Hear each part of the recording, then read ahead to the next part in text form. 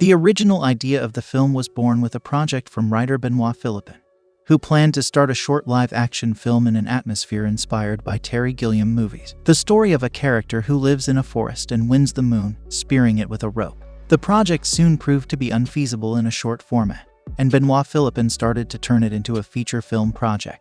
He developed and created a more complex poetic universe with its own cosmogony and different inhabitants related to the sun and the moon. The universe further formed with the contribution of Nicolas Marlot, who designed the characters, and Aurélien Pradal, artistic director of the film. The human characters were designed as hybrids between human beings, animals, and various materials. Mune is a woodland creature with fur, and is related to the night. His shy and taciturn nature is inspired by the main character of Tim Burton's Edward Scissorhands film. Sohon is linked to the sun and his body is made from amber. His big mouth personality is inspired by characters like Buzz Lightyear from Pixar's animated film Toy Story or Han Solo from Star Wars. Glim is made from wax, which makes her fragile and endangered when she is exposed to sunlight, but it is an opportunity to show a character with a disability, struggling to compensate for it with her courage. The Lord of Evil Necros with his two imps, Mox and Spleen, are volcanoes, giving opportunity to work on lava and soot textures. The script was co-written by Benoit Philippin and Jerome Fanston. He knows of several rewrites, including changes that were made while writing the storyboard for the visual development of the film that saw the birth of new ideas, including that of the mobile temples in the world of Mune. The stakes of the plot, defined very early, was the idea of characters going in search of the sun like a holy grail. The challenge of the project was to develop a classic film understandable by a wide audience, including younger people, without sacrificing originality and the poetry of the world designed for Mune. The film was directed mainly in CGI, except for some scenes about the past of the planet, and those occurring in the world of dreams, which are made in 2D animation. Plot: in an imaginary world, a small sun and moon were made by the first Guardians to warm up a small planet inhabited by different, but marvelous, people. The Guardians, generation after generation, preserve the harmony of the world. The people of the day and those of the night live in relative harmony, even though they are very different from each other. But, in the depth of the planet, Necros awaits the opportunity to set darkness over the world. The day is approaching when the sun's apprentice guardian, Sohon, and the moon's apprentice guardian, Liyun, will take over from the present guardians of the sun and moon. On the day of their induction, the light of the sun accepts Sohon as planned, but Liyun is vetoed by the lunar Yu, who chooses a young fawn boy named Mune instead. On the following night, an upset Liyun is visited by pale snakes who stir up his jealousy and advise him to pit Sohon against Mune. Meanwhile, Mune has troubles maneuvering the Temple of the Moon correctly. The temple leaves its path and interferes with Sohon. While Sohon leaves his temple to scold Mune, Necros sends his two imps to steal the sun and bring it to him. Necros makes the sun die off gradually. Night falls everywhere, and a distressed Mune is banished from his own people. Mune and Sohon both set out on a quest to find the vanished sun, accompanied by a young wax girl named Glim. Thanks to her knowledge of astronomy and the ancient stories of how the world came together, the group is able to pass the Great Blue Hole, a lake under which the great abyss opens that leads to the depths of the world. Mune watches over Glim since she could freeze and break in the cold water. While underwater, the group meets Phospho, one of the previous guardians of the moon. He wakes Glim up using his power and leads them to the entrance of the underworld, where Necros lives. Meanwhile, Liyun takes Mune's place in the Temple of the Moon, but he can't control it. The moon wanes and crumbles into dust, causing the temple to go mad and start galloping everywhere. It ends up in the underworld where Mune, Sohon, and Glim are. Mune, accompanied by Glim, takes care of the moon while Sohon dives into the underworld to recover the sun. Mune figures out that he can calm the Temple of the Moon by using his magic glitter powers. Liyun admits to him that the moon is lost, but Mune and Glim go into the moon quarry of the world of dreams to carve a new crescent.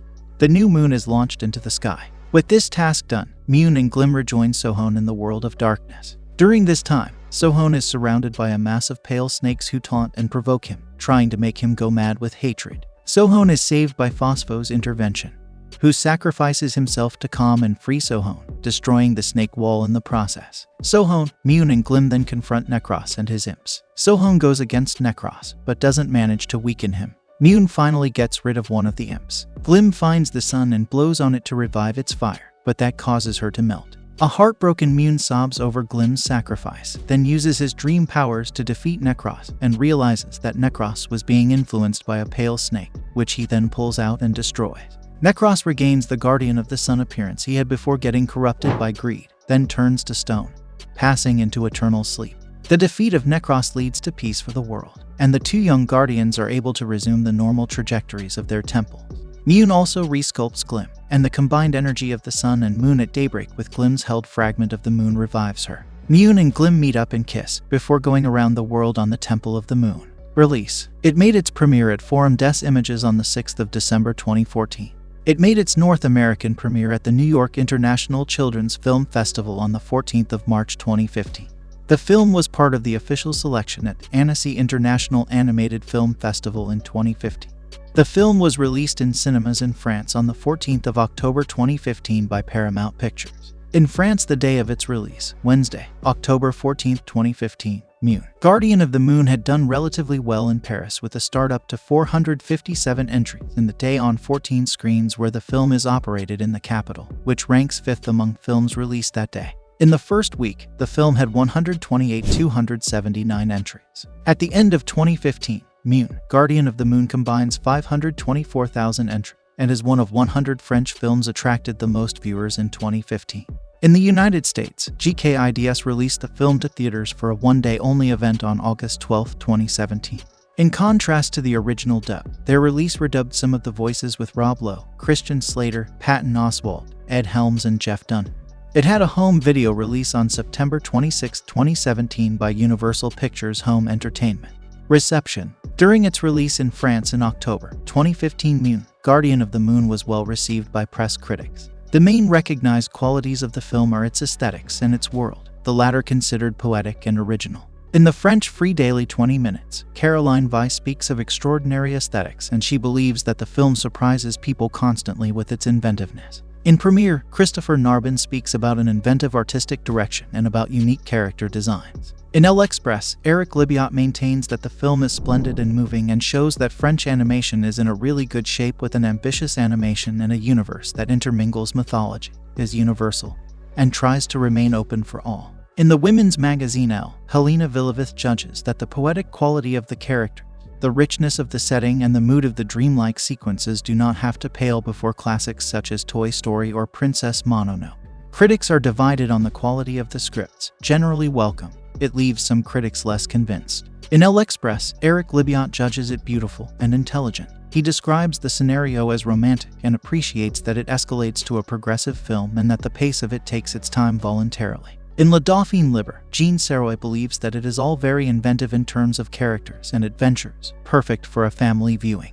In Le Journal du Dimanche, Barbara Thiet saw the film as a story for toddlers, rich with wacky characters and fun twists. It is an original work with sophistication according to Philippe Laguch from Quest France. The Télérama magazine considers it magical and terrifically effective under the pen of Guillemette Odissino, who recognizes various influences. The fond Mune reminds him of the world of Luc Besson, Glim that of Tim Burton, while the marvelous creatures remind him of the films of Hayao Miyazaki and the paintings of Salvador Dali. In the film magazine Premiere, Christophe Narbonne recognizes a certain poetry to the film, but finds the scenario very formal, and he thinks that it does not live up to its aesthetics. In her review for Elle, Helena Villavich regrets that the only girl's role is decorative, fluttering her eyelashes and admiring the prowess of males who get promoted to positions of responsibility. Still, she's the one we love the most.